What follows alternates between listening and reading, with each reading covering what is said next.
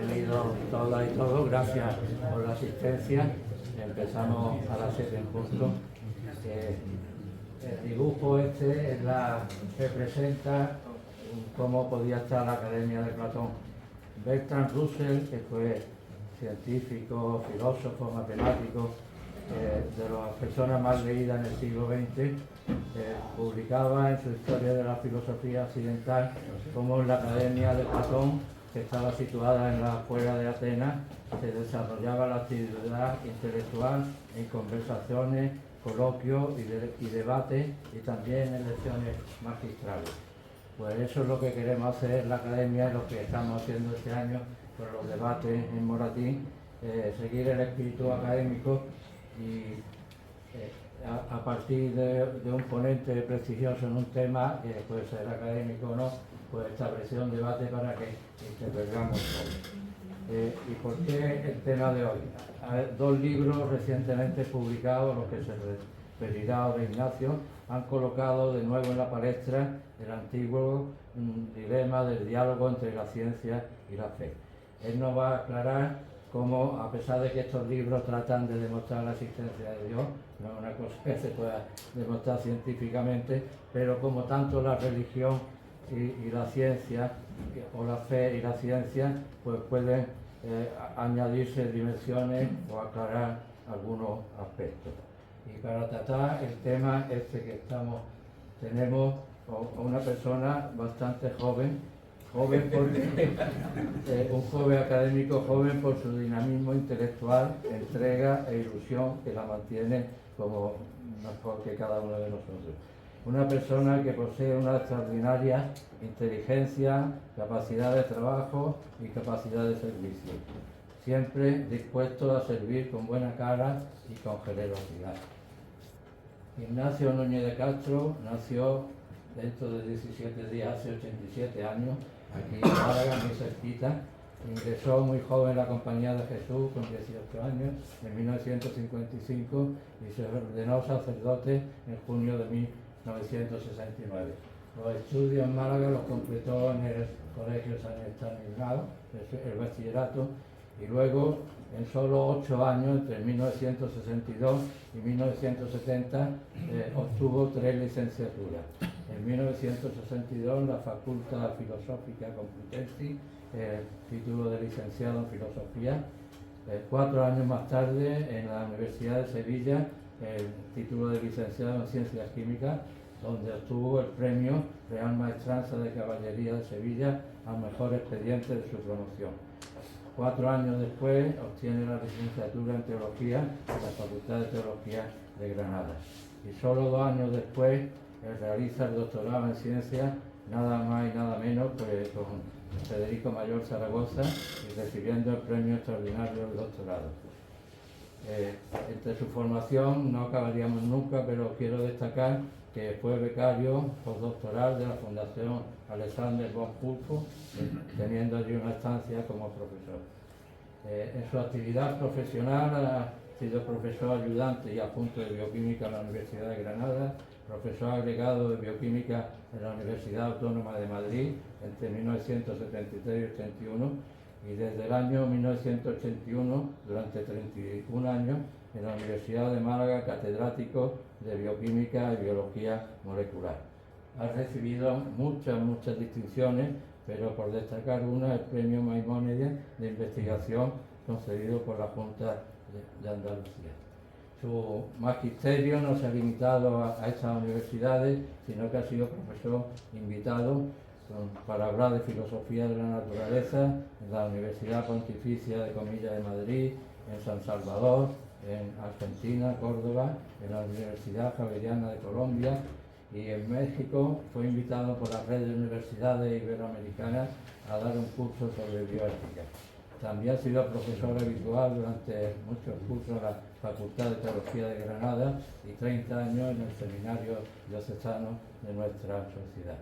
Entre las sociedades a las que pertenece, la Sociedad Española de Bioquímica, la Biochemical Society, y desde 1997 el numerario de la entonces Sociedad, hoy Academia Malagueña de Ciencias.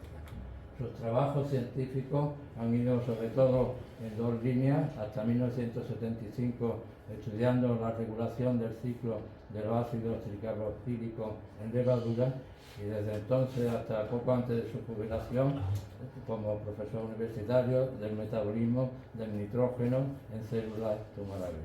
Ha publicado muchos libros, algunos como bioquímicos, como el Manual de Enzimología, publicado en Madrid en 2001, y otros interesantes relacionados con el tema que hoy nos ocupa, como El rostro de Dios en la era de la biología, Teilhard de Chardin, Hombre de ciencia y hombre de fe, La dignidad del embrión, Reflexiones en torno a la vida humana, La bioética, Un camino para el presente, o Cruzando el puente, Problemas éticos relacionados con la vida.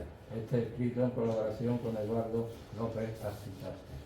También recientemente, hace 3 años, tuvimos la suerte en la Academia de acoger la presentación de su libro La quina, el mate y el curare, jesuitas naturalistas de la época colonial, que esconde una investigación de muchos años sobre la gran labor de los jesuitas naturalistas en Iberoamérica, en Hispanoamérica. No solo publica libros, sino es colaborador habitual en revistas tan interesantes como Paradigma, dirigida por nuestro académico Antonio Heredia Bayona, Proyección, Pensamiento, Diálogo Filosófico o Tendencias 21. También es colaborador habitual de la Asociación Interdisciplinar José da Costa, aportando temas sobre filosofía de la biología y de la ciencia. Y en los últimos años ha pronunciado numerosas conferencias sobre biótica y el diálogo ciencia-fe. El mayor valor de una academia, sin duda, son las personas que la integran. Ignacio es un lujo para nuestra Academia Malagueña de Ciencias desde hace 27 años que ingresó en la misma. Ha hecho muchas actividades y contribuciones, incluso al Instituto de Academia, pero ahora mismo no es el momento de señalarlas. Quería destacar 2 detalles simplemente. En la actualidad es el vicepresidente segundo de la Academia, el vicepresidente primero, el profesor de Serra, que también aparece en esta imagen, y quiero destacar cómo cuando ingresó Margarita Sala hace un año como académica de honor, sin duda una de las científicas más importantes en toda la historia de la ciencia en el mundo, la persona encargada de hacer el discurso de contestación a su ingreso, pues fue Ignacio Núñez de Castro, que no podía ser de otra forma. Y no me enrollo más. Muchas gracias, Ignacio, por tu dedicación y por haberte brindado para enriquecernos hoy, y tienes la palabra. Bueno, que cuando lo hace un amigo como Fernando, pues se queda un poco avergonzado, pero ustedes comprendan toda la rebaja que hay que hacer a todo esto. Bueno, pues últimamente se acaban de publicar, y con una preponderancia de la distribución académica y conferencias por todas partes y la prensa, estos 2 libros. El libro, uno es francés y otro es español. El libro francés es Voy a leer así, que es La ciencia, las pruebas. La ciencia, como ponía, la ciencia no va aliada de Dios.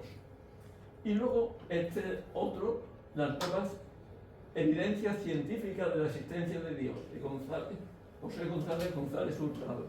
Este es un gran ingeniero que ha trabajado por el mundo entero muchísimo, pero ha recaído ahora en España y ha publicado este libro, del cual también hay muchísimas conferencias. Lo pueden buscar en internet, hay conferencias suyas que le he oído hace poco una entera, muy interesante sobre su libro.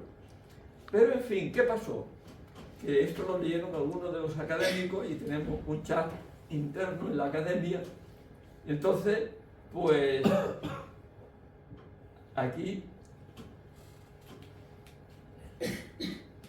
estos son otros libros que se acaban de publicar últimamente.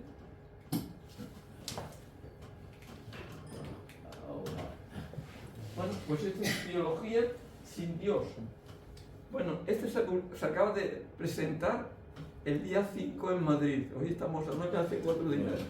4 días. Este es de un chico que fue alumno mío también, porque como no estaba por esas partes peregrinando, pues este fue alumno mío en Granada. Este es un astrofísico, hizo la tesis doctoral en Palo Alto, ahí en Tenerife, en otra isla, bueno, y este era astrofísico, se ordenó sacerdote, estudió en Granada de la Facultad de Teología y ha hecho su tesis doctoral en Estados Unidos y ahora nos presenta Cosmología sin Dios. Vean cómo el tema está muy candente en estos momentos. ¿Qué pasó en el blog de la academia? Que nuestro compañero Federico Soriger, que no puede estar porque dice que le duele mucho la espalda, pues decía, en todos los casos los autores están convencidos de que Dios es asunto de la ciencia. Algunos lo dudamos. Federico Soriger. Siento que no sé. Vale. Bueno, y entonces yo veo esto y digo, ¿qué razón tiene lo que dice Federico? Porque Federico Soriger decía eso. Para los autores está muy claro y otros no lo vemos así. Entonces yo dije, esto hay que hacer una pequeña puntualización, que es lo que yo hice. Y entonces yo recuerdo que esta puntualización, que la tienen aquí, la hice yo en el momento en que me estaba revistiendo y se habían retrasado que iban a estar en el colegio de San Estanislao, un grupo de antiguos alumnos que tenían 30 años de la promoción, y dije, bueno, pues aquí, y luego, el libro adolece de una epistemología no actual, ya lo verán ustedes. Hay que hacer una distinción, una cosa muy sencilla. Una cosa es la convicción de fe, que es razonable. Un científico, por tanto, puede ser creyente. Y otra cosa muy distinta es afirmar que la ciencia pueda demostrar la existencia de Dios, que es lo que estos libros dan la impresión que pretenden. Y yo creo que es todo por la imagen de Dios que hay y que subyace detrás. Dios no puede ser objeto de la ciencia. Dios está siempre oculto en la naturaleza. Ya eso lo dice Isaías, 8 siglos antes de Cristo. Verdaderamente tú eres un Dios escondido. El Dios de Pascal, el Dios caché de Pascal. Y el Dios también de Lemaitre, del Big Bang. Y entonces yo prefiero hablar de diálogo. Hay algunas fotos que ve que no las reconoce y otras parece que sí. No sé por qué. Bueno, pues lo primero que nos encontramos es que John Draper, 1875, publica la historia de los conflictos entre la ciencia y la religión. Y entonces ese libro pues fue muy aceptado, enseguida fue traducido al español, tiene un prólogo grande de Nicolás Salmerón, el que fue presidente de la Primera República, y yo prefiero hablar de diálogo, integración, como Jan Barbour, y lo que significa pues un grupo de físico-teólogos anglosajones que son interesantes, porque desde la física están haciendo el diálogo entre la ciencia y la fe, que es Jan Barbour, Arthur Peacock, John Paul Quijón, Jacques Ellis y otros muchos. Stephen Gould, que es un genetista, pues él pone una solución, que es la solución de no overlapping magisteria, es decir, son dos magisterios que no se deben de confundir, que tienen su epistemología, cada uno de ellos, y que por lo tanto, pero yo creo que hay algo que es común entre la ciencia y la fe. ¿Y cuál es ese puente común? Ahora lo vamos a ver. Y ese puente común es, sin duda ninguna, es la filosofía. Hoy día la tendencia de mucha gente, desgraciadamente, y que estos libros lo tienen lo mismo, es emplear las teorías cosmológicas modernas tanto para afirmar como para negar la creación. Es un ejemplo de incomprensión, lo mismo de la cosmología que de la creación. Es decir, lo mismo de la ciencia que de la teología que viene después. Sin embargo, el científico, en cuanto a científico, dice Hans King, que no existe Dios, la pregunta por el origen, el sentido último de todo el proceso, se plantea también al científico, el cual no debe eludirla, pese a que no puede darle una respuesta en cuanto a científico. Es decir, allí, como ven ustedes, y esto ha sido recogido por grandes grupos, y tenemos un grupo muy interesante que es el de Specula Vaticana, en función y unión con el Center for Theology and Natural Sciences de Berkeley.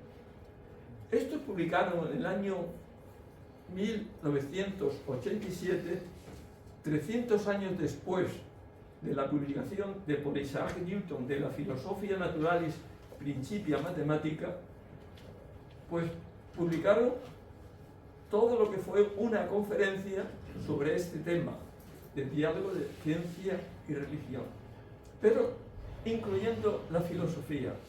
Y la monografía se llama Physics, Philosophy and Theology, a Quest for Understanding, es decir, una intencionalidad de comprensión de la última pregunta que nos van a poner tanto en la física como en la filosofía y la teología.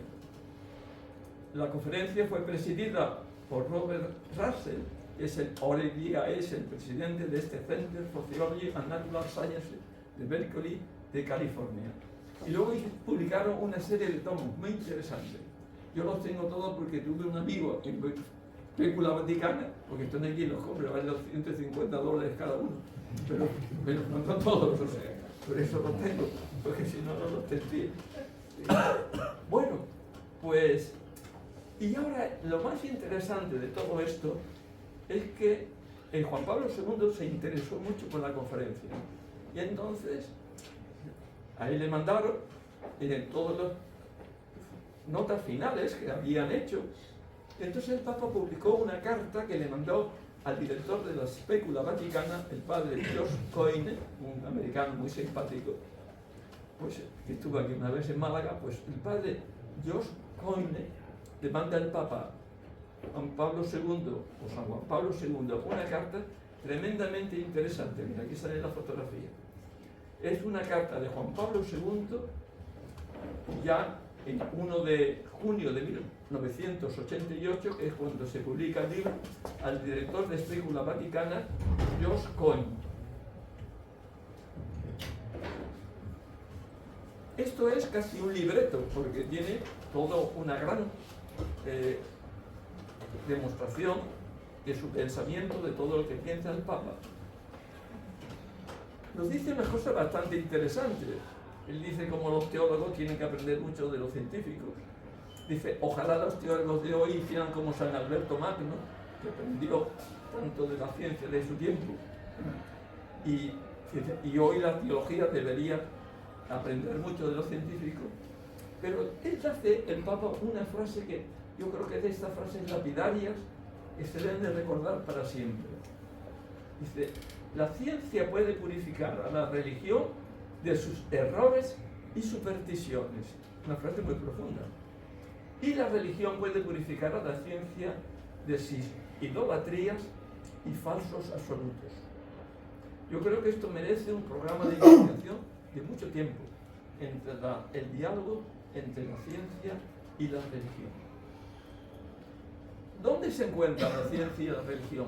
Pues precisamente en la filosofía. Hay un librito muy interesante de Ufon Baltasar, que yo lo leí hace ya mucho tiempo, que es El problema de Dios en el hombre actual, publicado por Guadarrama en el año 1960. Pero en ese librito, este teólogo Ufon Baltasar decía, la ciencia y el cristianismo, cuando pone cristianismo pongan religión o pongan teología, estas realidades que aparentemente se oponen, sin conexión, están enlazadas siempre por un campo intermedio. Visto desde la ciencia se presenta como concepción del mundo, visto desde el cristianismo como religión y en su centro como filosofía. Es decir, la filosofía es el puente que tiene que haber, y tiene que haber un buen apoyo en cada uno de los dos, porque si no la filosofía se convierte en un muro, no en un puente. Bueno, pues la filosofía, por lo tanto, tiene un papel de mediación. Consecuentemente, la rama de la filosofía que hará de puente entre el diálogo fecundo ciencia y fe es la epistemología, que irá clasificando los errores y supersticiones de la religión y los falsos absolutos de la ciencia. La epistemología verificará los conceptos de verdad, realidad, conocimiento, método científico, etcétera, etcétera. El concepto de Dios, pues, es el indecible, no lo podemos modificar. Y yo creo que ahí los que ven tan pronto a Dios, pues a mí no me convence, y le convencen a mucha gente.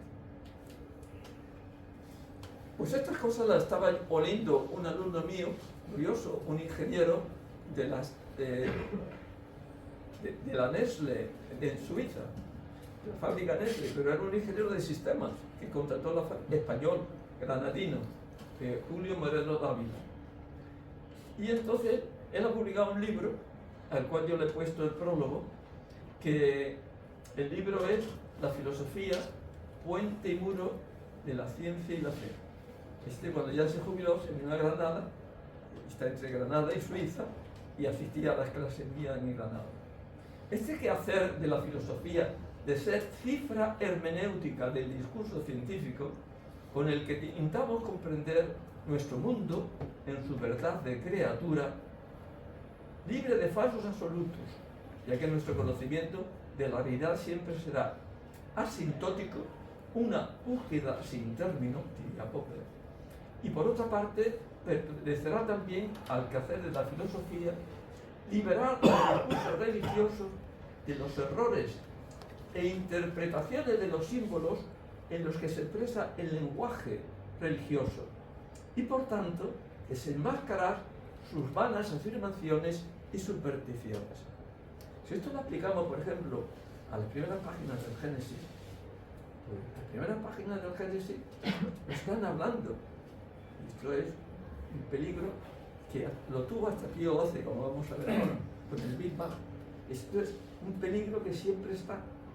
Y entonces hay que tener en cuenta que la filosofía es mediación, pero puede ser muro. Y por lo tanto, los dos extremos tienen que estar muy bien anclados, tanto en la teología o religión o expresión, y como en esa filosofía que debe liberar al discurso biológico religioso de errores e interpretaciones de los símbolos, porque el lenguaje religioso se expresa siempre simbólicamente, y por lo tanto la filosofía es la que luego le libera de los símbolos para ver la realidad profunda que hay detrás del símbolo y no quedarse únicamente en el símbolo, es decir, no quedarse en la manzana podrida, el apple podrida, no quedarse en eso, sino quedarse en lo que está significando el símbolo de la manzana.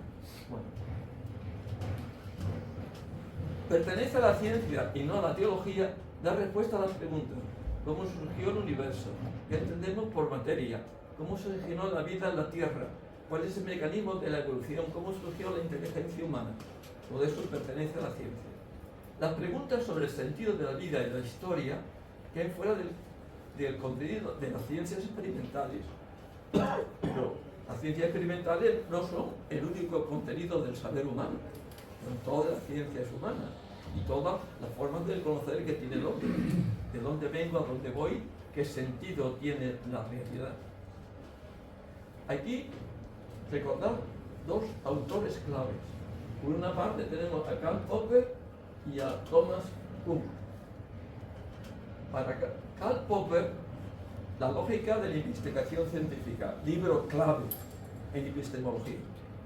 Y Kuhn, la estructura de las revoluciones científicas, libro clave también porque ha agregado la historia tanto interna y externa de las ciencias al quehacer científico. Entonces tenemos dos libros claves que hay que tener siempre muy presentes, y sobre todo en las deducciones del libro, de estos libros.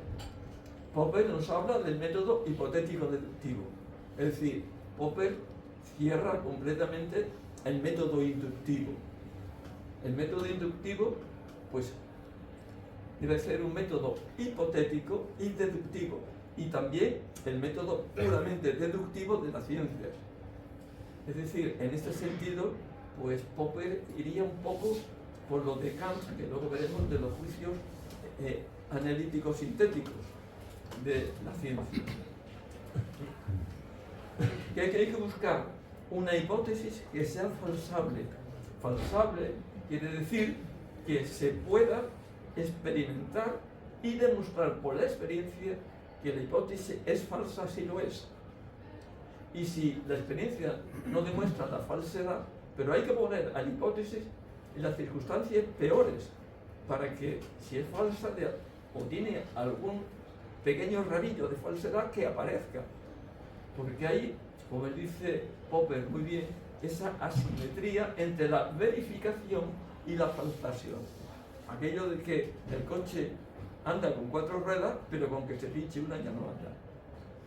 Los de los escolásticos, que ya lo decían todo en latín, bonum est integral causa, malum est quocunque defectum, ¿no? Pues, entonces, hipótesis falsable, buscando sin término y un avance evolutivo del conocimiento. Sin embargo, Kuhn, a través de la historia interna y la historia externa de la ciencia, nos habla de los paradigmas y que lo que aparece es cambios de paradigma. Y los paradigmas para Kuhn son pues esas afirmaciones universalmente aceptadas por un conjunto con un consenso universal, que en un momento determinado de la historia pues producen problemas y soluciones tipo. Le dijeron a Popper que la palabra paradigma en el primer libro que escribe de la estructura de la reunión científica era una palabra muy polisémica, que lo había dicho en casi 22 significados diferentes. Dice, bueno, pues voy a afirmar un poquito más. Y publica otro segundo libro, Segundos Pensamientos sobre Paradigmas. Y los segundos pensamientos sobre paradigmas, dice, un paradigma tiene que tener generalizaciones simbólicas, modelos heurísticos y ejemplares. Y podemos poner generaciones simbólicas, pues los símbolos de todos los átomos, e incluso la estructura es una generalización simbólica, pues una ecuación química, una reacción química. Modelos heurísticos, pues los modelos que nos sirven, porque al fin y al cabo el átomo de Bohr es un modelo heurístico,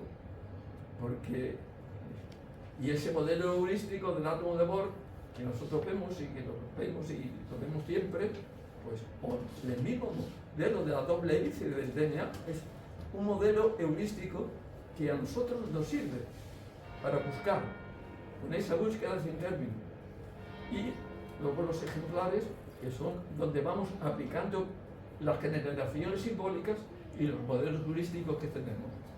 Y entonces el conocimiento avanza por cambios revolucionarios, porque para Kuhn los paradigmas, como él ha estudiado a lo largo de la historia de la ciencia, son inconmensurables. Es decir, que los paradigmas no se encuentran unos y otros. Es decir, el paradigma newtoniano pues no es el paradigma einsteiniano.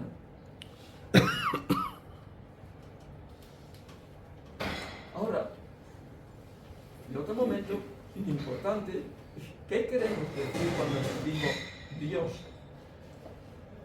Esto quizás es aquí donde tenemos que pensar un poco. Dios no es algo al lado de las otras cosas. En esto quizás la persona que más ha profundizado es el teólogo Karl Rahner. Dios significa el misterio silencioso, absoluto, incondicionado, incomprensible. Dios no puede ser nunca ningún tipo de hipótesis. Pues si ponemos a Dios como hipótesis, tenemos la respuesta de Laplace a Napoleón. No necesito de esta hipótesis para explicar el sistema del mundo. Ni siquiera la teología es un logos spiritus seu, es decir, un razonamiento acerca de Dios, porque no podemos conocer a Dios. La teología es, como decía San Anselmo, fides querens intellectum, es decir, es la fe que busca el racionamiento y comprensión racional, en el sentido de razonable, es decir, fides quorum intellectum. Pues Dios no puede ser la conclusión de ningún razonamiento. Entonces, el camino ya estaba trazado por el pseudo Dionisio, por la teología negativa, es decir, la teología apofática, la que no puede decir nada acerca de Dios. El pseudo Dionisio es un autor tremendamente interesante y tremendamente moderno. Y luego, la teología catafática, en el fondo, es la que está en el fondo de estos autores que hemos estudiado. Por cierto, los libros se leen muy bien, los libros se leen estupendamente. Y el libro de los franceses de Bolloré y Bonacieux tiene una impresionante, pues, antología de textos de científicos, más de 100 y pico científicos, de conversaciones con premios Nobel, de todo lo que quieran. La historia de la ciencia, y es muy interesante leerlo porque aclara muchísimas cosas, pero teniendo siempre, al menos para mi punto de vista, esto presente. Es decir, que ha llegado demasiado pronto a Dios. Bueno, también lo hizo Santo Tomás, que llegó demasiado pronto a Dios. Por tanto, más bien es como San Anselmo, fides quorum intellectum. Dios no puede ser la conclusión de un razonamiento. El camino es la teología negativa. Es el Dios oculto de Pascal también. Y el Dios oculto de Georges Lemaitre. Este Georges Lemaitre es interesantísimo buscar y bucear en su pensamiento. Porque este es un chico que es ingeniero, le coge la guerra primera europea, le coge la guerra primera europea, él está en el frente y al final de la guerra decide ordenarse sacerdote y con el cardenal Mercier en Bélgica, pues él entra en la escuela del cardenal Mercier, se ordena sacerdote, pero sigue, y entonces él, al estudiar teología, intenta un ingenuo concordismo, y lo primero que escribe es una cosa muy concordista entre la teología que ha estudiado, la neoescolástica, y su ciencia que él tiene como ingeniero. Pero se va a Inglaterra con Eddington y entonces él allí va descubriendo los dos caminos y queda un tiempo de su vida en estos dos caminos, porque luego Stephen Moore decía non overlapping magisteria, es decir, dos magisterios que no se solapan. Busca los dos caminos, un camino para ir a Dios y otro camino por la ciencia. Pero al final de su vida se va dando cuenta que Dios es el Dios escondido. Y entonces él habla, y en una conferencia Solvay famosa, de las conferencias donde se ha ido haciendo la física en estos últimos años, pues él habló de le Dieu caché, del Dios escogido, de Georges Lemaitre. Decía antes que algunos llegan muy fácilmente a Dios. San Anselmo, que dice fides quorum intellectum, pues enunció este argumento ontológico del cual se ha escrito y se sigue escribiendo. El argumento ontológico de San Anselmo. Dios, como es lo más grande que yo puedo pensar, pues entonces no puedo pensar que no exista, tiene que tener la existencia, luego Dios existe. Ese sería el argumento ontológico de San Anselmo. Santo Tomás de Aquino pone 5 vías. La primera es Ratione Motus, que dice que es la vía excelsior, la más principal, es decir, por el movimiento. En definitiva, es la vía aristotélica. La vía aristotélica del primer motor de la física, del capítulo 7 de Aristóteles, el primer motor es que mueve físicamente. Pero Aristóteles, luego cuando escribe la metafísica, se da cuenta de que ha metido un poco la pata, porque entonces tiene que poner un motor físico. Entonces él se pregunta en el libro 12 de la metafísica, ¿cómo mueve Dios? Y él dice, mueve como el deseado, o menos, dice, como el deseado. Bueno, pues Santo Tomás, la primera vía es la ración de movimiento, y esa para él la principal. Y luego pone, sí, ratione cause, la causa primera. Si existe el contingente, tiene que haber un ser necesario, ratione contingencia, ratione gradus rerum, de los grados de las cosas. Si hay cosas bellas y bonitas, tiene que haber una belleza absoluta, tiene que haber una bondad absoluta. Y luego, en gobernación rerum, este ya hay que verlo un poquito más. Es el argumento teleológico, la quinta vía. Es decir, aquel que se maravilla ante la naturaleza del mundo intenta, de alguna manera, pues, abrirse a la trascendencia. Esto es lo que quiere decir, a mi modo de ver, el libro de la sabiduría, Sabiduría 13.5, que dice el libro de la sabiduría que, por analogía, en la belleza de las criaturas, digamos, al creador que le dio el ser. Bueno, y tenemos Kant. Kant dice que Hume le despertó del sueño dogmático en que vivía, entonces escribe la crítica de la razón pura y la crítica de la razón práctica.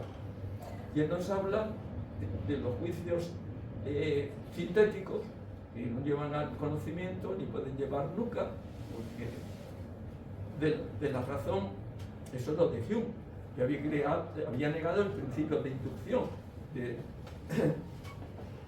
Y entonces, en la razón práctica, pues dice que nuestros juicios sobre Dios tampoco pueden ser verdaderos, porque no son juicios nada más que puramente analíticos, y de Dios no podemos tener una intuición.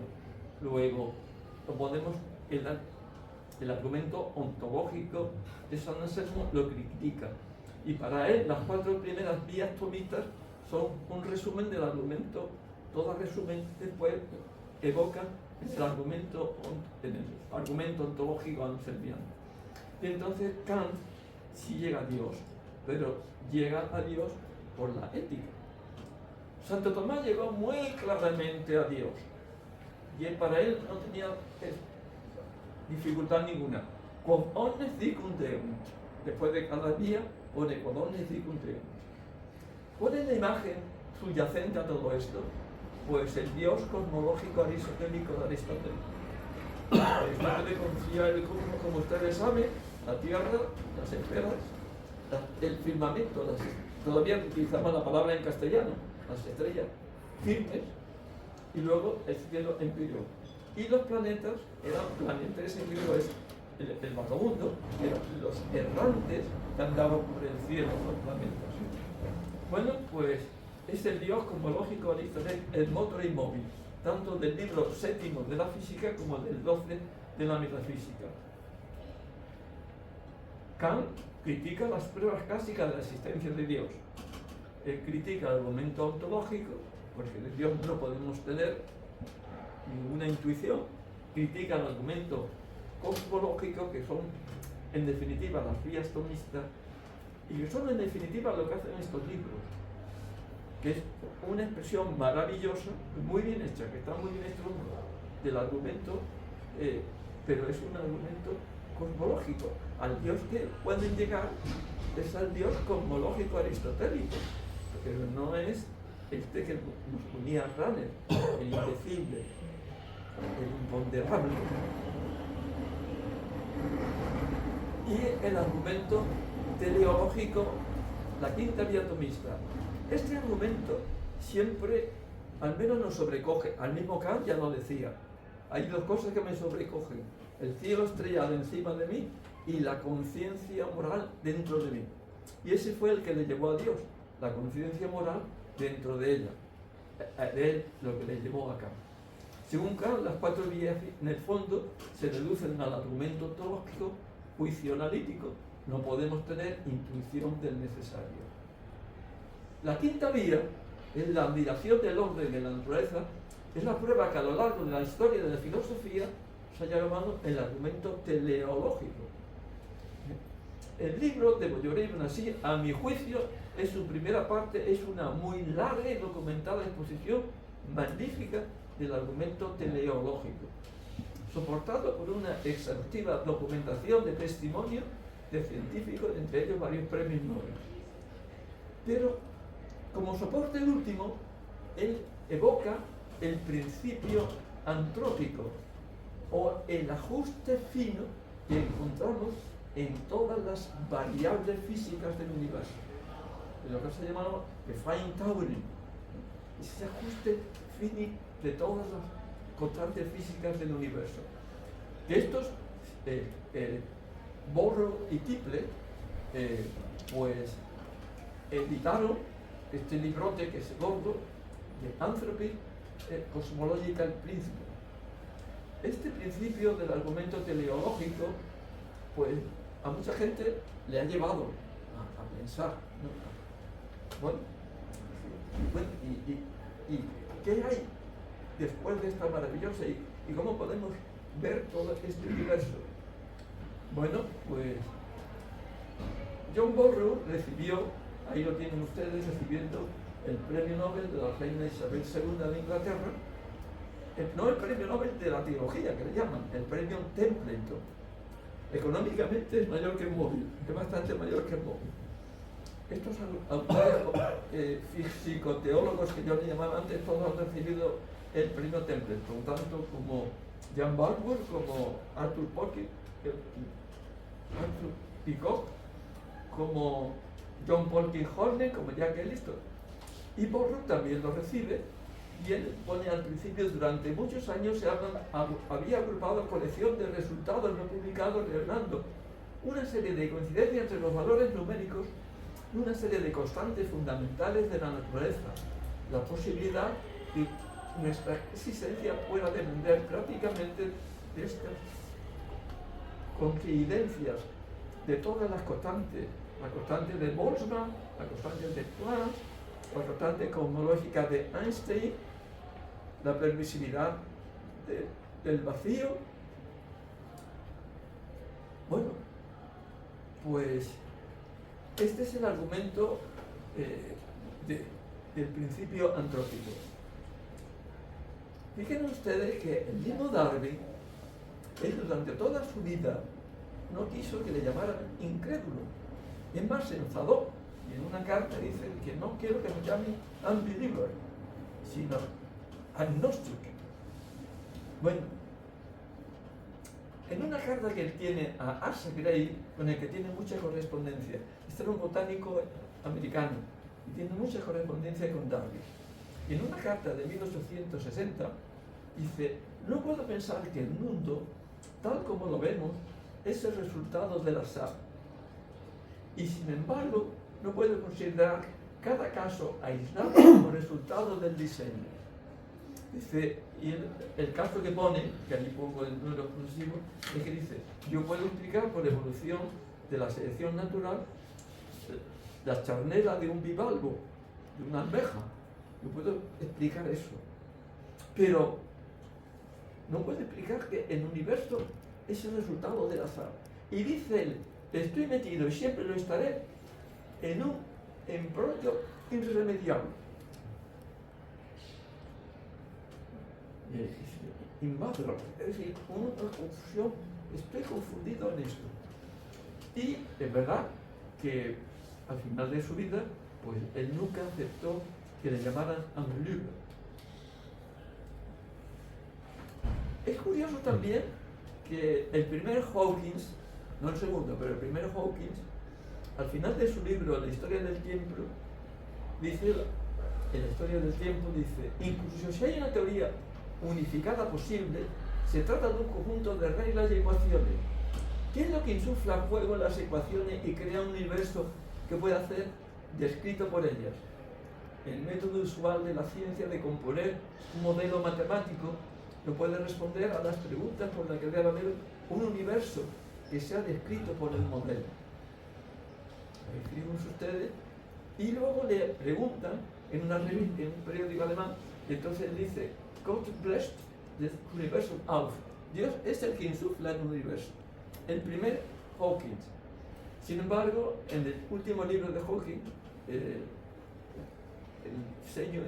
gran diseño, pues último libro de Hawking, él dice que ya se puede explicar porque no hace falta que se sople, como decía aquí, que se dé un aliento, sino lo que hace falta es una fluctuación cuántica.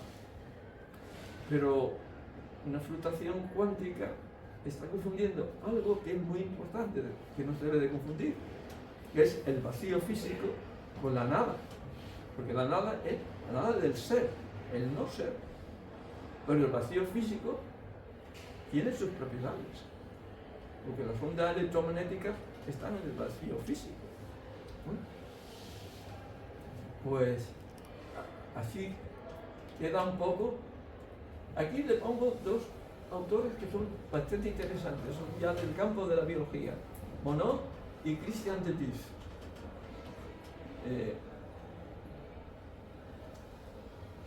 En el libro El azar, la necesidad, el universo no estaba preñado con vida, ni la biosfera con el hombre. Yo respondo, falso, así lo estaba.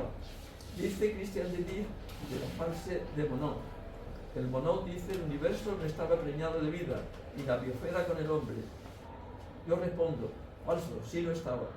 Porque Christian de Dief tiene otra concepción de la vida, no la de Monod.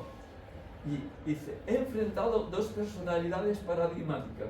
Por un lado, Monod, y por otro lado, Teilhard de Chardin, los dos franceses. Dos filosofías, una representativa del absurdo y la otra del sentido. Cada uno debe escoger por su cuenta. Esto es lo que dice Christian de Dief. Y por ejemplo, es interesante que había antes un libreto que se llamaba, más que un libreto, un tabloide, porque era un tipo tabloide, que se llamaba Saber Leer, en que se ponían críticas de libros muy interesantes por grandes personajes. Y en un Saber Leer, Ferrater Bora, el filósofo, hablando del principio antrópico, dice, hay cuestiones que mírese por donde se mire, no se fugarán nunca por completo, y la que cita el principio antrópico es una de ellas. Pues es comprensible porque de todos modos la cosa sigue siendo, si se le repite un término anticientífico y hasta antifilosófico, un misterio.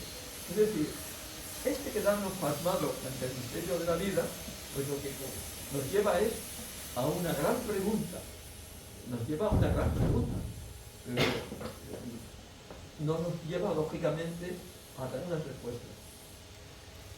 El principio antrópico fuerte, pues honestamente debemos afirmar que la vida inteligente haya tenido lugar, no exige lógicamente la realización de una posible entre muchas posibilidades.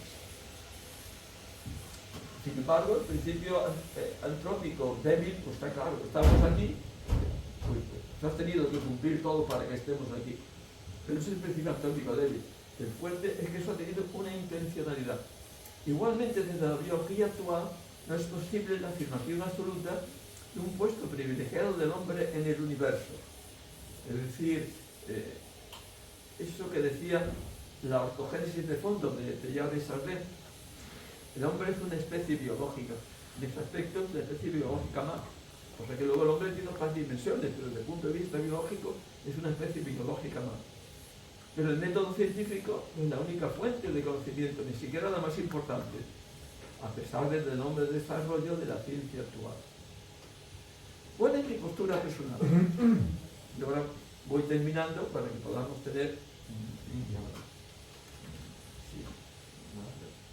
No hay conflicto entre ciencia y religión. No tiene sentido el famoso libro de Deprez, Historia de los conflictos entre ciencia y la religión.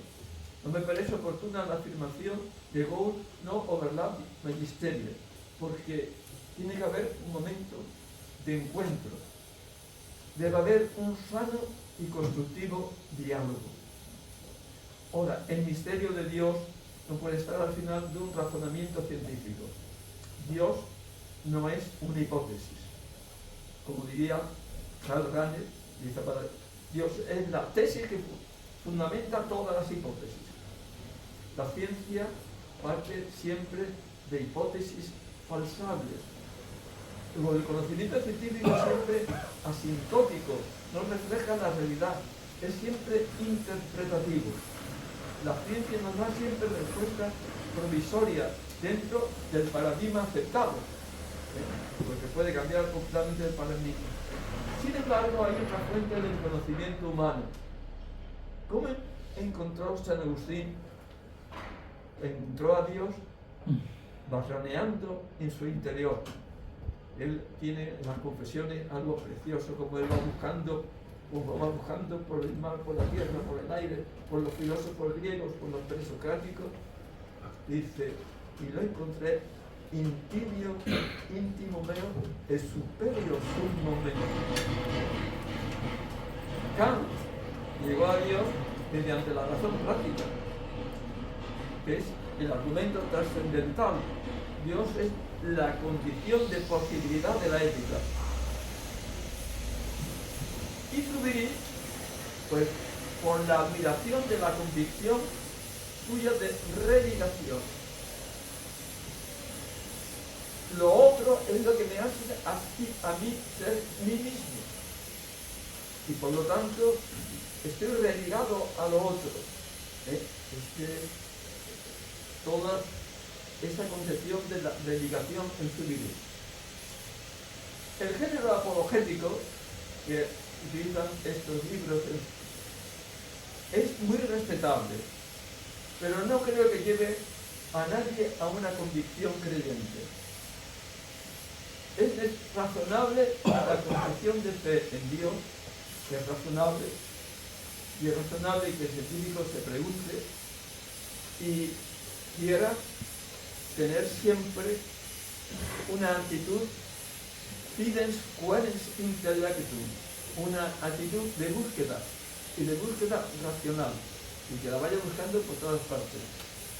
Incluso si se admira ante la belleza de la naturaleza, pues queda un tanto admirado, como decía Kant. El cielo estrellado encima de mí y la conciencia moral dentro de mí, por la que él llegó a Dios. Es razonable la convicción de fe en Dios.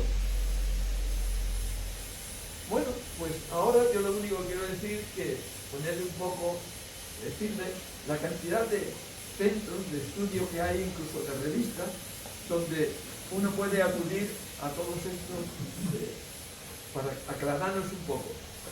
Por ejemplo, tienen el Centro para Biología y Ciencias Naturales de Berkeley, ya hemos dicho.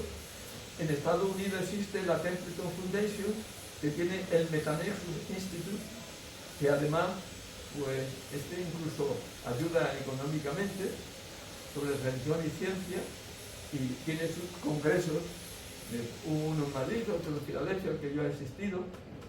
La European Society for Study of Sciences and Theology, ESAT, que tiene una página web muy bonita, interesantísima, porque tiene muchísimas cosas. La Sociedad Internacional para Ciencia y Religión, que se fundó en Granada, en el Hotel Alhambra Palace de Granada, hace unos años, en agosto del 95. La Cátedra Ciencia, Tecnología y Religión, por ejemplo, en España, de la Universidad Pontificia de Comillas, del Grupo Ciencia, Razón y Fe, de la Universidad de Navarra, del Opus Dei, Especola Vaticana, de la que ya hemos hablado antes, y en Latinoamérica hay un centro de estudios sobre ciencia y religión muy interesante en la Universidad de Puebla, la Universidad Autónoma de Puebla. En Puebla también hay la Universidad Ibero, Universidad Autónoma de Puebla. Y luego revistas, la más interesante que yo veo es esta, la revista Reviews in Science, Religion and Theology de ESAT, el órgano oficial de ESAT. Saigo, que es una revista muy clásica del diálogo ciencia y religión, y la European Journal of Science and Theology, esta más modesta, pero que también tiene buenos artículos. Y ya con esto es lo que les quería contar esta tarde, y ahora tendré un poquito de tiempo. Sí, pues nada más.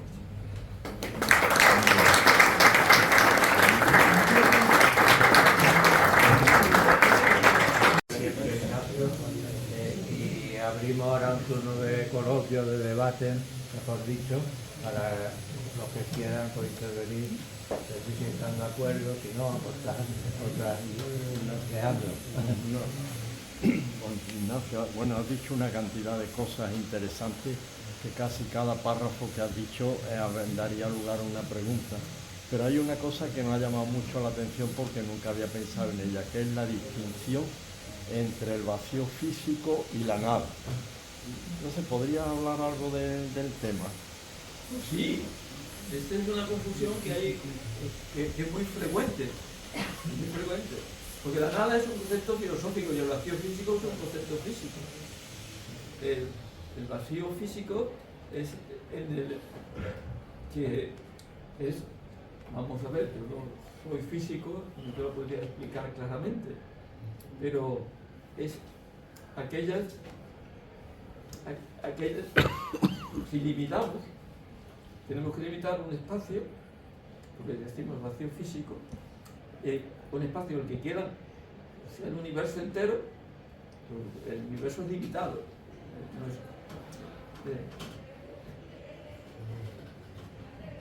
Pues ese vacío, ese espacio entero, ahí hay unas cualidades del espacio de los campos electromagnéticos y ese vacío, yo no soy físico ni te puedo decir, pero el concepto de nada es el concepto de no ser, es decir, no está en la existencia, es un concepto filosófico, pero claro, cuando decimos nada, pues sin embargo algo tiene que haber. Yo pongo siempre para los alumnos el ejemplo de que si yo pongo un despertador dentro de una campana de vacío y le hago mucho vacío, no oigo el despertador. Pero sin embargo, estoy viendo el despertador y es transparente. Porque lo que me está enviando el despertador es una onda electromagnética.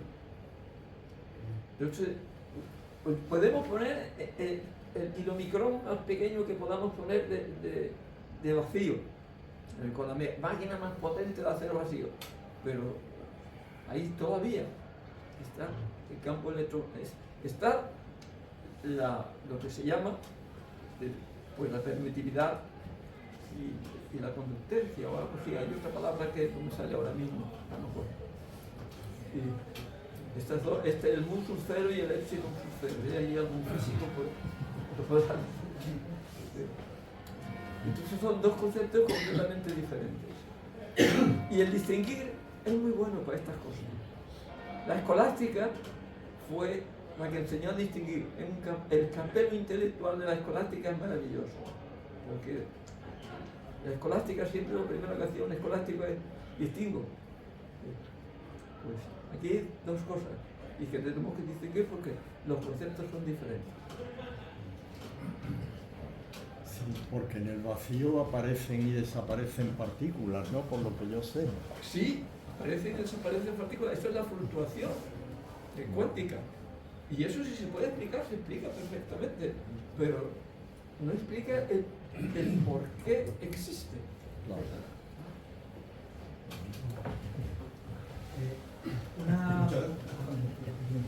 Muchas gracias, querido y admirado Ignacio, por la que intuyo una magnífica conferencia. Digo intuyo porque mi nivel intelectual y cultural no me hace posible entenderlo todo.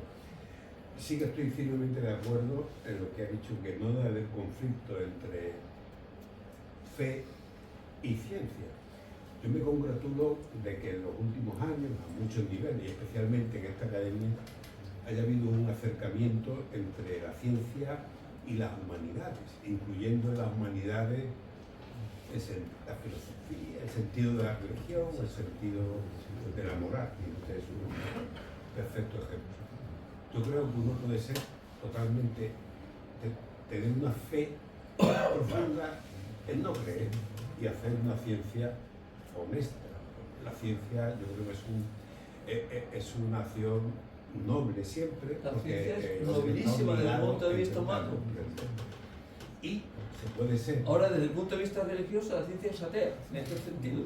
Es decir, de que no busca a Dios como soporte, porque no puede ser soporte del conocimiento. Porque además la ciencia la tenemos construida sobre paradigmas.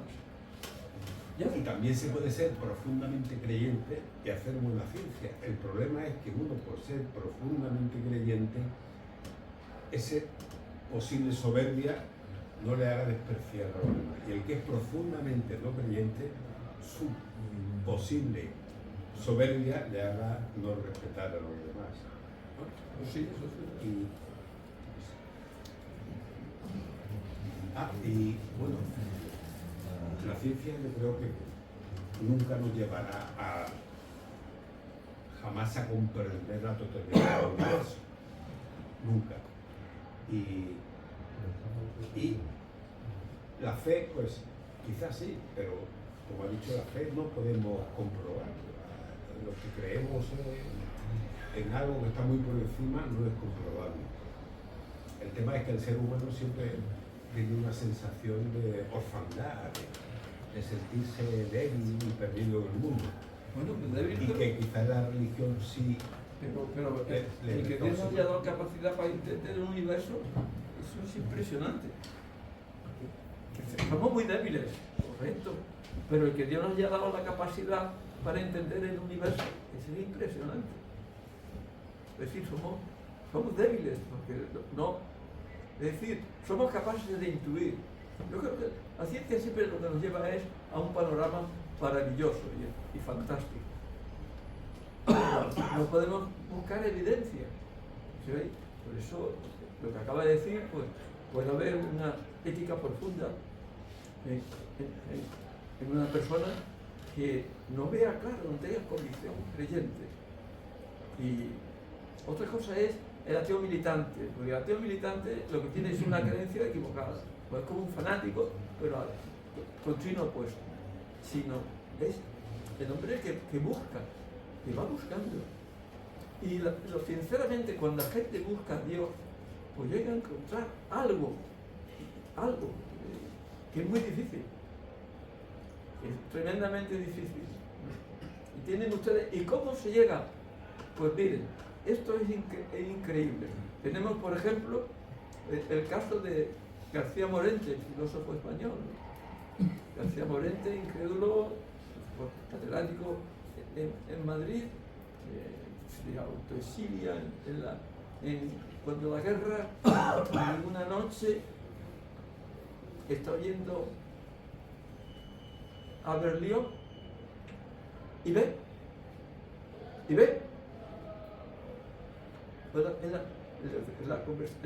El momento de García Morente es una cosa que ve, tanto que viene a España, habla con su amigo, el cardenal Herrera Oria, entonces no era cardenal, era un simple sacerdote de Herrera Oria, antes de ir a Málaga, pues le anima, como ya sabía muchísimo de filosofía y de teología, en 2 años se ordena sacerdote y luego vivió muy poquito porque tuvo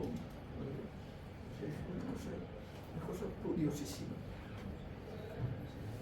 de García Moreno.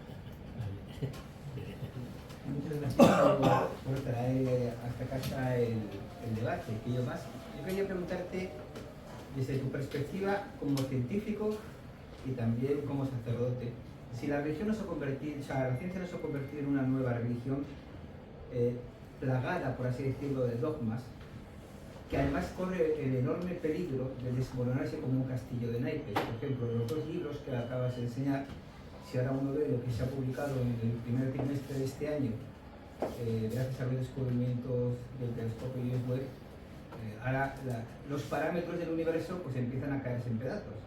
La constante de Hubble desaparece y se convierte, ahora lo llaman tensión de Hubble, pues acabará haciendo una fórmula matemática para intentar explicar lo inexplicable. Y es que nuestro modelo cosmológico se ha caído en pedazos. Pero eso pasa con todas las religiones y todas las idolatrías.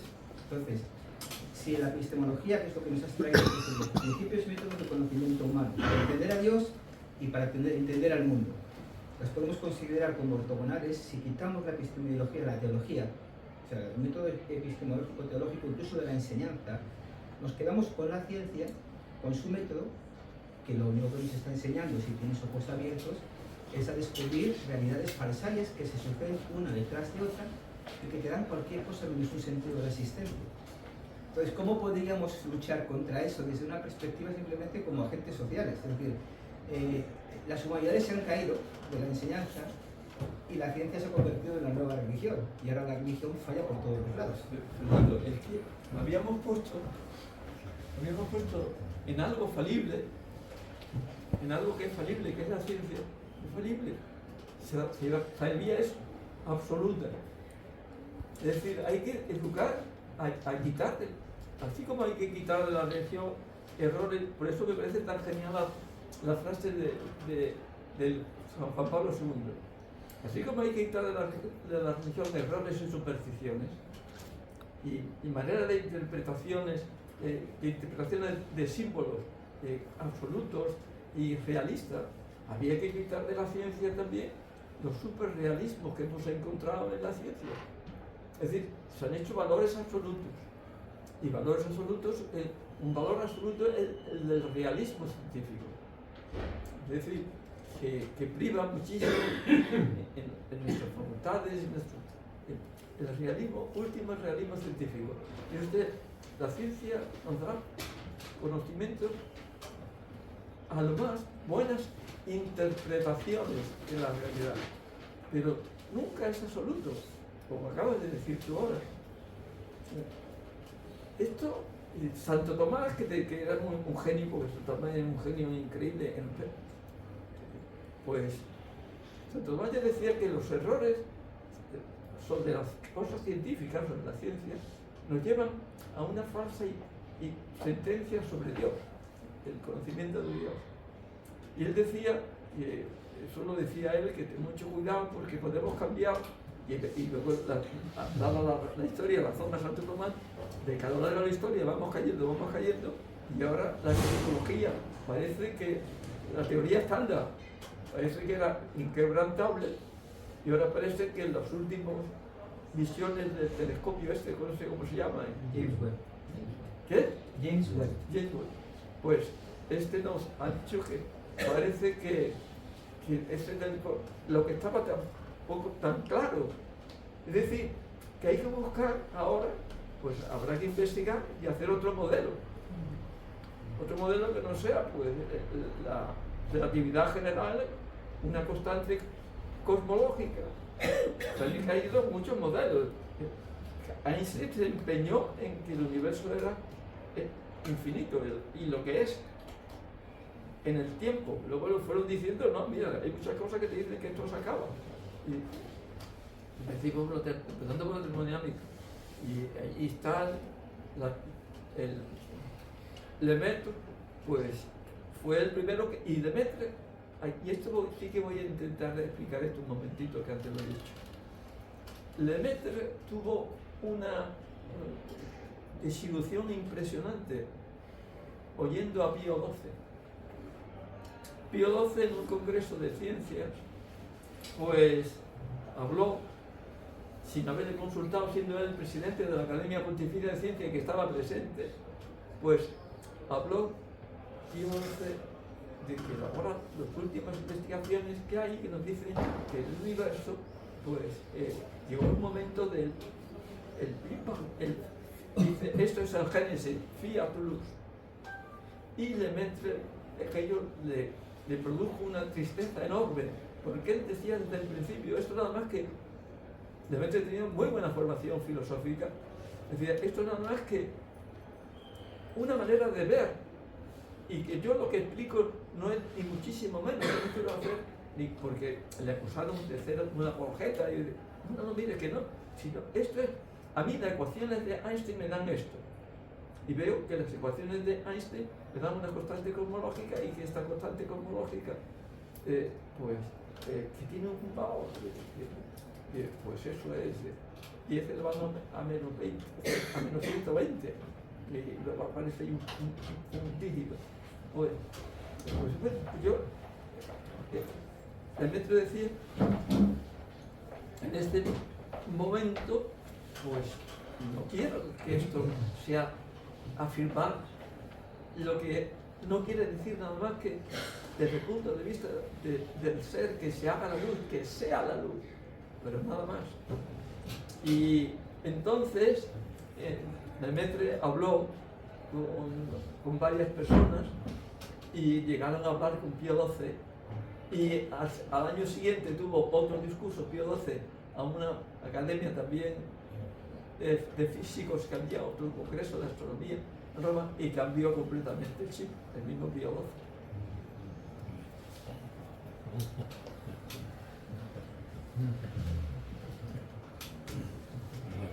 Digo que hay un concepto que has dicho mucho del puente, de la filosofía como puente, pero originariamente no se planteó desde ahí. El amor a la sabiduría era una ruptura con un modelo de pensamiento mágico religioso previo, ¿no? Que la filosofía se desarrolla como un modelo de pensamiento alternativo al pensamiento mágico religioso, no como un puente, ¿no? Inicialmente. Hay un proceso, sobre todo de la tradición cristiana, de reintegración de la filosofía a la religión, con toda la época que dices de Santo Tomás de Aquino, pero que es un modelo muy anclado en esa idea de Dios indecible, judeo-cristiano, y incluso de Zaratustra, ¿no? Y quizás sí sea ese el punto común de la búsqueda de ese absoluto que lo justifique todo, ¿no? Que tanto desde la ciencia, queriendo irse más allá de sus propios principios de limitación, como la religión busca en ese absoluto total, ¿no? Pero digo, no veo yo ese concepto de la filosofía como un puente necesariamente, sino como pensamientos evolutivos del desarrollo humano que van acoplándose como los paradigmas un poco de... No, hay una rama de la filosofía que es la epistemología, y esa sí que hace de puente. Esta es la que nos aclara, y es capaz de aclararnos qué quiero decir, qué quiere decir el filósofo cuando dice Dios, y qué quiere decir el teólogo cuando dice Dios, y qué quiere decir el científico cuando dice absoluto, por ejemplo, el Big Bang o lo que sea. Ahí es lo que yo he defendido. La filosofía como tal, pues, aparece por el admirarse, dice Aristóteles, esto saumase, ¿no? Dice Aristóteles, que es decir, al maravillarnos pues, de la naturaleza, pues aparecen los hombres, comenzaron a filosofar. Y entonces viene todo el pensamiento filosófico frente al pensamiento mítico. El pensamiento mítico no hay que rechazarlo. El pensamiento mítico el mito tiene una gran verdad, pero es una gran verdad, pero no racionalizada. Es una gran verdad. Entonces, lo que hacen los filósofos es intentar racionalizar. Y cada filósofo con su escuela, porque Platón, Aristóteles, y luego la filosofía comienza juntamente, porque el cristianismo comienza juntamente con una filosofía propia también, que tiene una herencia también judea muy fuerte, porque no solamente la herencia griega de la academia y los peripatéticos, sino que tiene también una herencia muy fuerte de los sabios de Israel, que no podemos olvidar. Los sabios de Israel también tienen de uno el mismo libro de la sabiduría o el libro de Crisóstomo. El Génesis también dice de comer del árbol del conocimiento, ¿no? ¿Qué?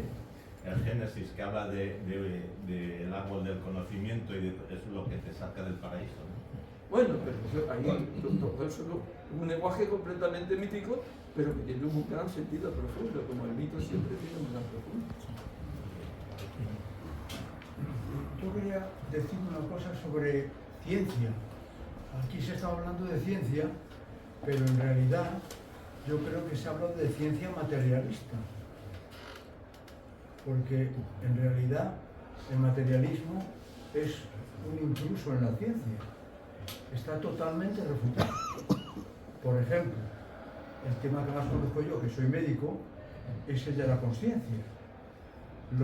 La neurología materialista sostiene sin prueba alguna, no tiene prueba ninguna.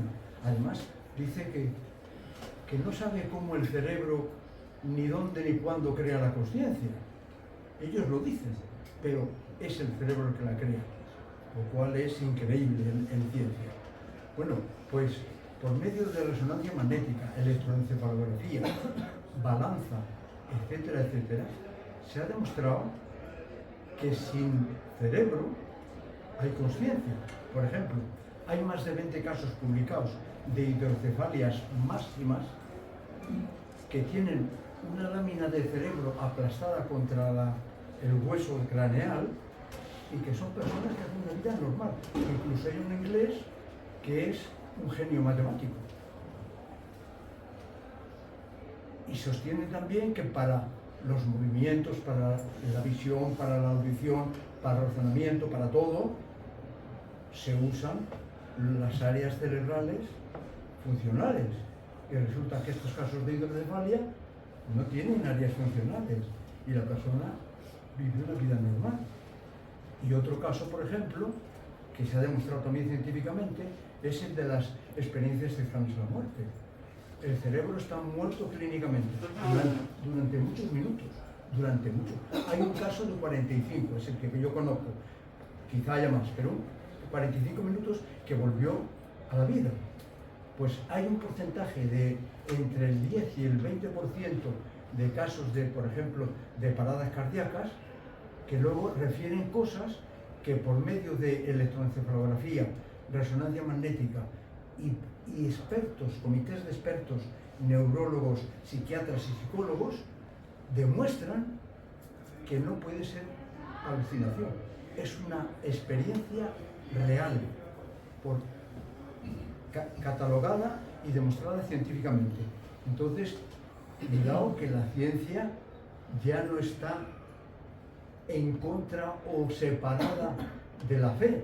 Es que la ciencia seria, no basada en dogmas de fe como la materialista, la ciencia está demostrando, todavía se harán muchas más pruebas, pero ya no está demostrando muchas cosas de la religión o fe, porque si las experiencias de cara a la muerte son verdaderas, como parece demostrarse científicamente por aparatos y todo, pues ya tenemos una conciencia persona fuera del cuerpo.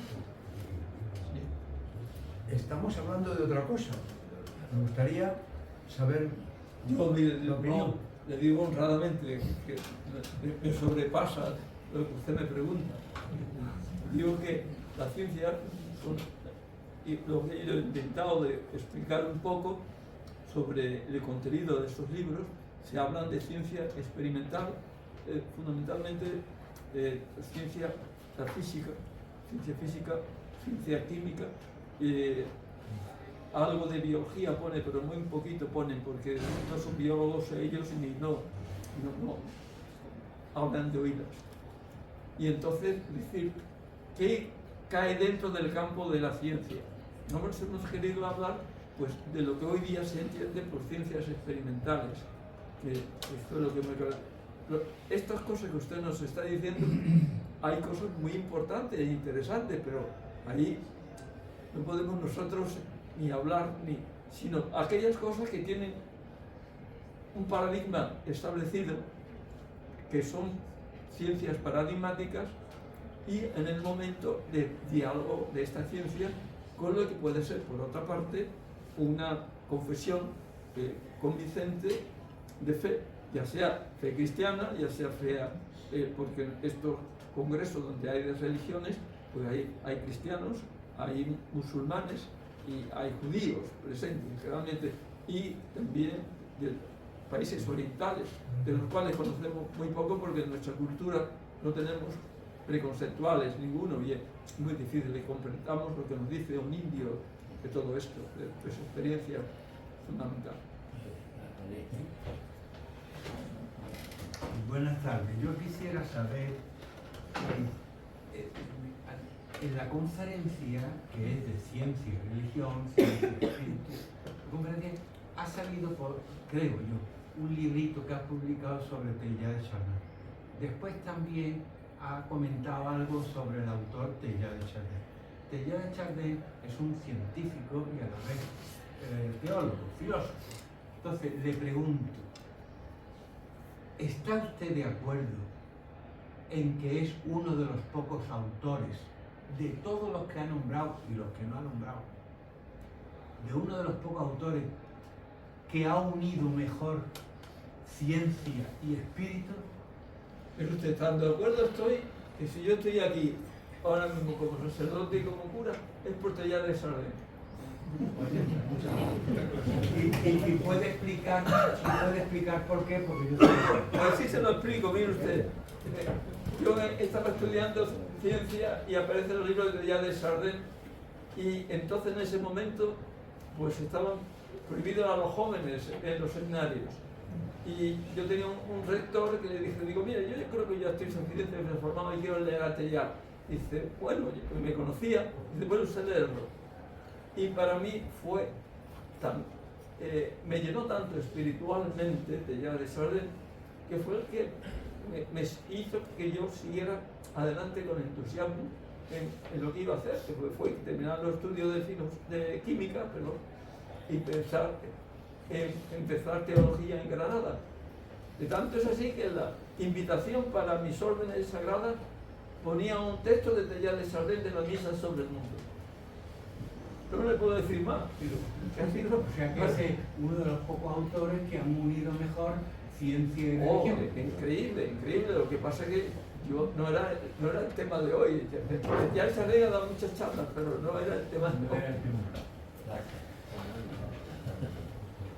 Muchas gracias por la presentación, sobre todo el último punto donde usted señala mi postura personal.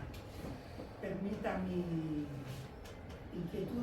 Quisiera conocer alguna experiencia personal suya donde ha integrado la dimensión científica y la dimensión espiritual a nivel personal.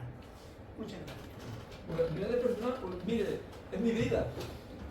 Porque a mí me preguntaron una vez, ¿es usted creyente? Y digo, pues mira, pues si no fuera creyente, pues en mi vida he hecho un canelo, porque soy una persona que se dedica a estudiar y además, antes de ir a estudiar, celebrar la Eucaristía por la mañana.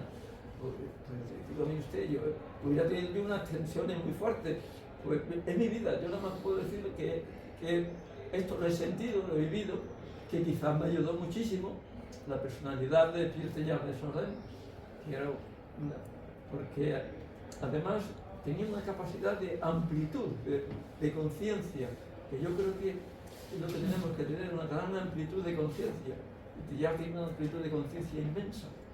Y entonces, esto de ser capaz de integrar muchos campos, y un poco eso ha sido mi vida. Y por eso te digo que la experiencia personal es esa. Bueno, pues, Antonio. No puede ser la última, por favor. En primer lugar, muchas gracias, Ignacio, porque hemos aprendido, por lo menos aprendido mucho, como siempre, de tus conferencias y tus palabras. Solamente una cosa muy breve, quiero que sea la respuesta también. Me quedo con la idea clave que creo que es que a través de la filosofía es donde uno puede encontrar algún camino para acercarse a la idea de Dios y a la vez reflexionar sobre la ciencia, que es también mi trabajo, como tú bien sabes. Digo, puede empezar a encontrarlo, no encontrarlo definitivamente, porque eso, creo que lo he dicho también muy claro, es prácticamente imposible. Pero me gustaría que dijeras, a mí en este caso por la pregunta, y públicamente, la postura de la filosofía de un filósofo concreto, un racionalista como es Spinoza. Sabe que soy muy admirador de su obra, me atrae muchísimo, me pierdo mucho en él, también lo confieso, pero ¿hasta qué punto cómo valorarías tú esa aproximación?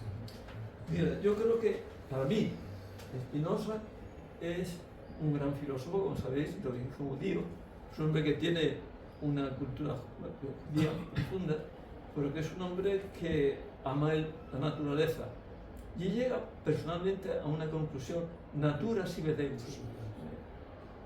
Dios, es decir, la naturaleza es Dios. Le falta a Spinoza, a mi modo de ver, el hablar con ese Dios, es decir, considerar que Dios es una persona con la que puedo comunicar mis sentimientos, puedo comunicar mi manera de ser y puedo esperar algo de él como persona. Es decir, Spinoza es un gran hombre y es Y ya Desjardins, en toda su obra, habla muchísimo, y tiene un capítulo entero sobre la tentación del panteísmo. Que es que, claro, es el ver a Dios, y termina, ya Desjardins al final de su vida, poniendo solamente una página de su diario, escrita 4 días antes de su muerte. En esto creo. Oceos tapanta en pasi. No lo dice exactamente como lo acabo yo de decir, que Dios todo en todas las cosas, porque eso es San Pablo, 1 Corintios 15, 28, pero lo dice en las mismas palabras, pero un poco desordenadas, porque se ve que lo ha hecho un poco sin consultarlo. Dios todo en todas las cosas. Y es el ver a Dios todo en todas las cosas. Pero ver a Dios todo que puedo hablar con Él. No ver a Dios silencioso. Yo diría que ese es el camino, es este. Y Teilhard decía, él habla dice, yo como buen hombre amante de la naturaleza tengo siempre la tentación del panteísmo, pero siempre creeré, y entonces habla de las mónadas también, porque utiliza las mónadas, porque las mónadas todas somos puntos que todos confluimos en Dios, pero cada uno un punto. No deshago mi personalidad y la personalidad de Dios, es un diálogo personal. Sería la respuesta así un poco rápida. Ya hablaré, muchas gracias. Sí, muchas gracias. Muy bien. Pues decía al principio que destacaba el dinamismo, la entrega, la ilusión, extraordinaria inteligencia, capacidad de trabajo, servicio, buena cara y generosidad. Se me había olvidado algo muy importante, los grandes genios como Margarita Sala, que ha salido hoy, como Ignacio, son además sencillos y humildes. Y nada, muchas gracias, Ignacio.